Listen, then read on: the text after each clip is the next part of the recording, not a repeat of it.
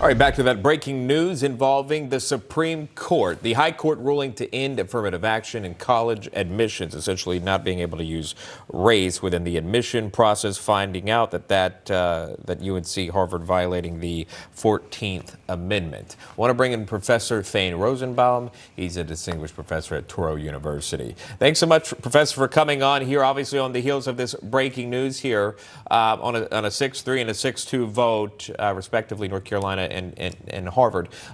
Talk to us about this, and obviously you being a part of a college as well, understanding the admissions process and how this now could change. How big of a ruling is this, sir?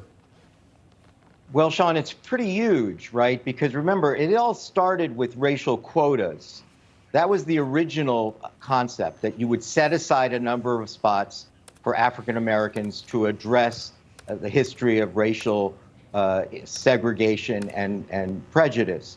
But the Supreme Court eventually struck that down and said that clearly violates the 14th Amendment Equal Protection Clause, because you're literally saying we're creating these spots.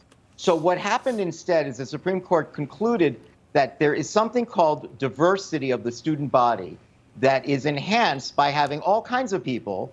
And what they were saying, that includes hockey players and musicians, right? Even family legacies, right? So the Supreme Court ended up with a kind of resolution by saying affirmative action could apply as a factor in addressing how one achieves diversity.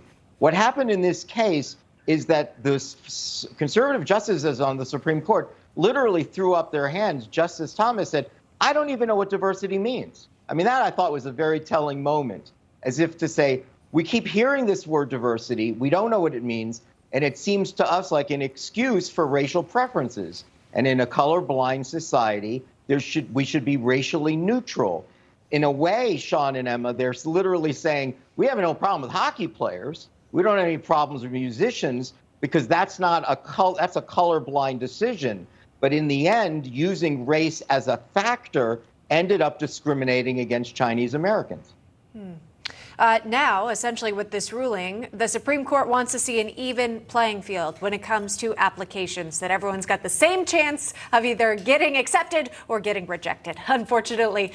Thank you, Professor Thane Rosenbaum. Appreciate you joining us today.